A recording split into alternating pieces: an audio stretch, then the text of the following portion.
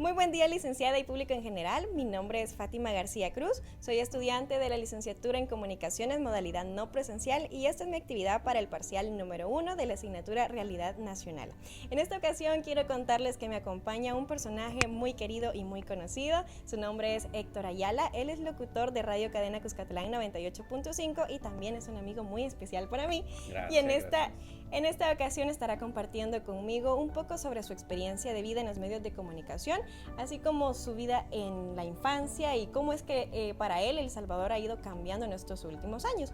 Así que este será el tema principal de nuestra entrevista. Primero que nada quiero preguntarle, don Héctor, ¿cómo ha sido su infancia o cómo fue su infancia aquí en El Salvador y cómo fue que inició en todo esto del mundo del medio de los medios de comunicación? Muy bien, muchas gracias a ti, Fátima, por esta oportunidad de compartir.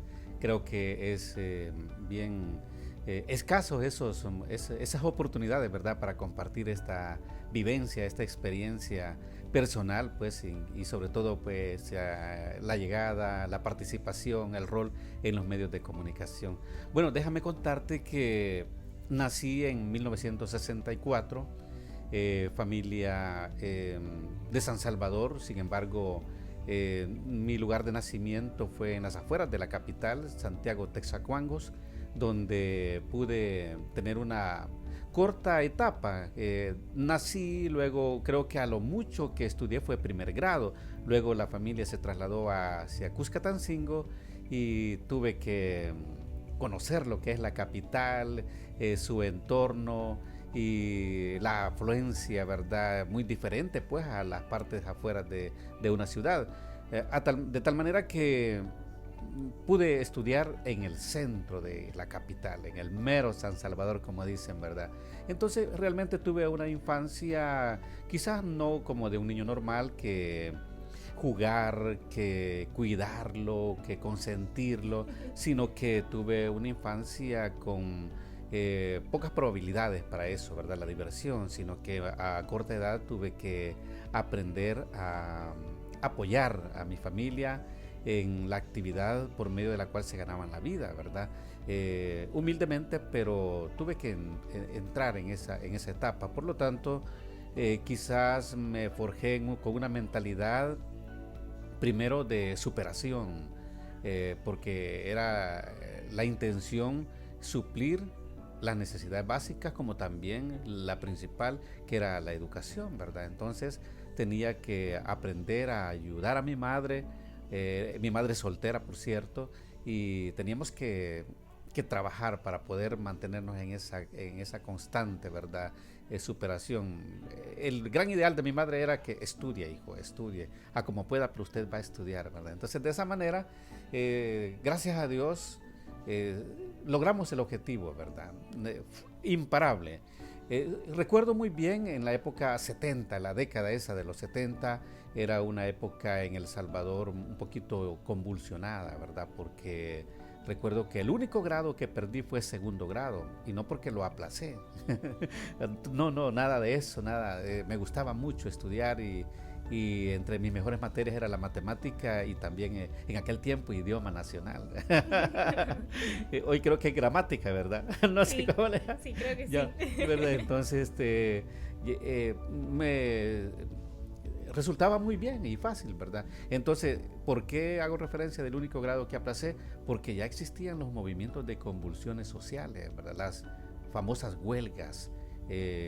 Hoy en estos tiempos le llaman los paros nacionales, ¿verdad?, los paros técnicos, dicen, de las empresas, del transporte y todo eso. Pero en aquel tiempo la huelga paralizó todo a nivel nacional, a tal manera que ya no pudimos estudiar, se cerró todo la vida productiva. Entonces, el único grado que aplacé, y luego, pues, al siguiente año seguimos en la rutina normal. Imparable hasta llegar a bachillerato. Salí de bachiller de la Escuela Nacional de Comercio en aquel tiempo, ¿verdad? Y estando en la Escuela Nacional de Comercio, me gustaba escuchar radio. Bueno, desde niño. Tenía en mi infancia una tía que ocupaba los raditos de bolsillo. Ahí ella no se perdía. Recuerdo una radio donde emitían novelas, radionovelas, como YSU, el circuito, no, era el circuito YSR. Entonces ella pasaba las mañanas oyendo novelas y por las noches le encantaba escuchar una radio de música del recuerdo, la que hoy le llamamos 60, las buenas épocas. Salían los mitos, los brincos. Bien recuerdo yo que a ella le gustaba mucho, sonaba eso del amigo que perdí y los mitos como luces. Entonces ella le encantaba eso, a tal manera que me contagió y me gustaba también, ¿verdad? Me compró mi madre un radito así de bolsillo también, con el cual me quedaba incluso dormido, ¿verdad? Por las noches así me quedaba dormido. Entonces eso que me contagió mi tía lo traje por muchos años hasta que salí de bachillerato y teníamos unos amigos que estaban conectados al medio de radio. En ese tiempo solamente la amplitud modulada, el AM que le llamamos, el FM ni siquiera se mencionaba, no se soñaba quizás con el FM, pero me gustaba mucho pues eso de la radio y los anuncios comerciales y todo eso.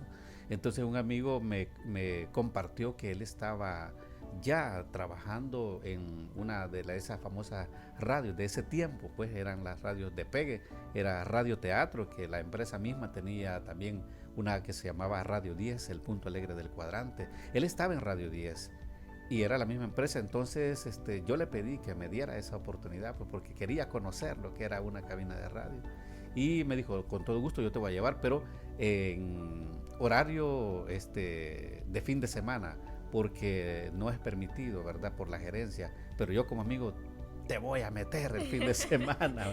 Entonces así logré conocer una cabina de radio, a tal manera que conocí la consola, el disco acetato, el LP, long play que le llaman, ¿verdad?, de 33 revoluciones, y el famoso disco pequeño, el 45 revoluciones por minuto, el 45 RPM que le llamaban, el disco de una sola canción, ¿verdad?, uno a cada cara.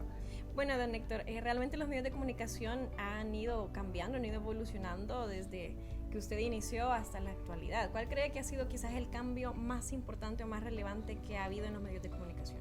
Pues para mí la tecnología, ¿verdad?, que ha sido muy importante y ha dado dio un salto definitivo, quizás allá por el año de 1988, un poquito antes quizás, 87, cuando apareció el FM, ¿verdad?, la primera radio en FM, la Estéreo Amor.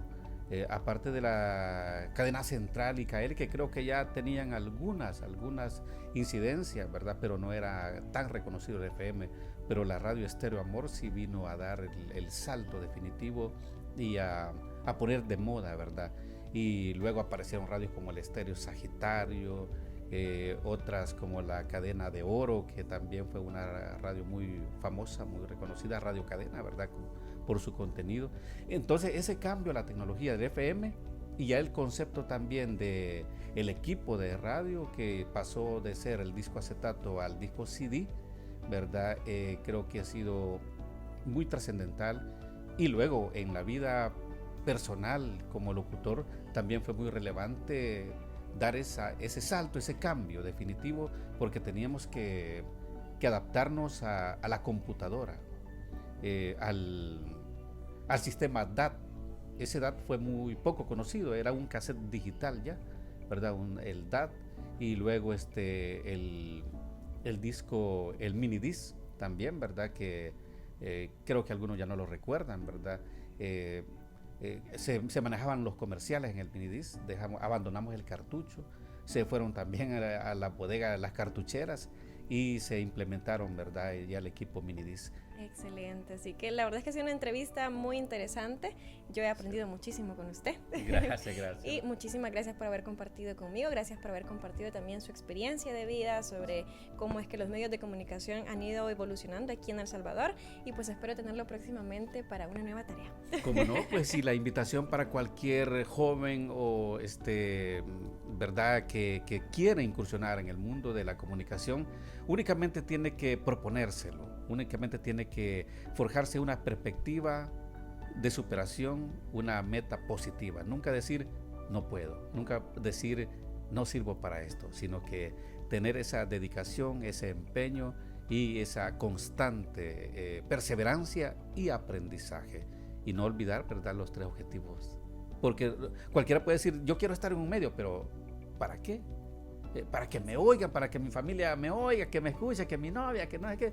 No, ¿verdad? El medio de comunicación, la radio y la televisión tienen esos tres objetivos que como nosotros aspirantes a trabajar en un medio de comunicación no debemos de perder de vista, ¿verdad? Que es informar, entretener y culturizar, que son los tres grandes objetivos, y aprovechar el alto poder de persuasión del medio de comunicación. Excelente, muchísimas gracias por ese consejo. En lo personal lo voy a tomar mucho en cuenta. Okay. Así que gracias también, licenciada y público que nos está viendo. Esperamos tenerlos próximamente en otra entrevista. Así que hasta la próxima.